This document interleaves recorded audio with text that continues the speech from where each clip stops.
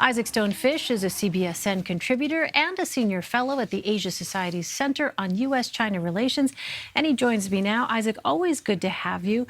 North Korea's in the past has featured ballistic missiles, these very sort of large, elaborate, I think it's fair to call them spectacles, right?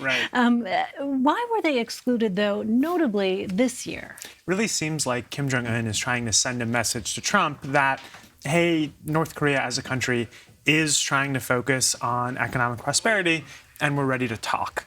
And so at this point, the rest of the world is watching this thinking, what is the message being sent there? Right, and it really seems like the message is, all right, we spent a lot of time over the last couple of years testing weapons, testing nuclear weapons, making a lot of really aggressive, outrageous statements, and now, at least publicly, the policy that we seem to be taking moving forward is we want dialogue, we want relaxation of sanctions, and we want to start being more of a regular nation, start getting into the fabric of the global community. And this is a way for them to display that, in fact, it's not just words, that there is an actual commitment, at least with this public display or non-display of these particular weapons.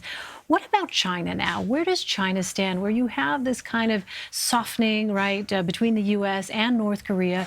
China is looking on and thinking what at this particular moment? So China sent a very high-ranking official to go attend the parade. Originally, it was thought that China's leader Xi Jinping would go. For some reason, he is not attending.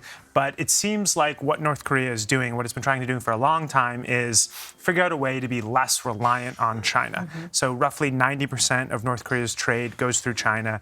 And I think a lot of North Korean officials, and probably some regular North Koreans, are afraid that by being overly dependent on China, they could really risk losing their independence, and that China is potentially a larger threat to them than the United States. So something that was different this year as well, as we noted, is this emphasis on North Korea's economic growth. I mean, that's not necessarily something that we have seen emphasized in the past. So why this shift? So Kim Jong-un's father, Kim Jong-il, was really big on his military-first policy. And then when Kim Jong-un took power in 2011, he has emphasized economic growth along with military strength. And now, we did still see a lot of goose-stepping soldiers and a lot of weapons being paraded and a lot of slogans that were pretty aggressive towards Americans. But he's also seemingly trying to really push an economic message as well.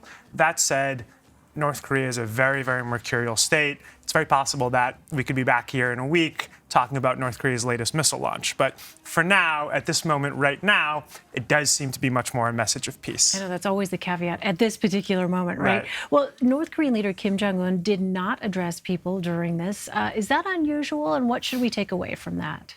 So North Korean leaders have had different relationships with the population. Kim Il-sung, the founding leader, was much more of a retail politician, kissing babies, handshakes. Kim Jong-il, his father, who died in 2011, was almost never heard or seen in public. He was a very, very private, reclusive man. Kim Jong-un has been much more like his grandfather. That said, there are times when he doesn't appear, and it's really hard to know if these are anything significant or maybe he had a sore throat. Yeah, it's just really hard to say. Right.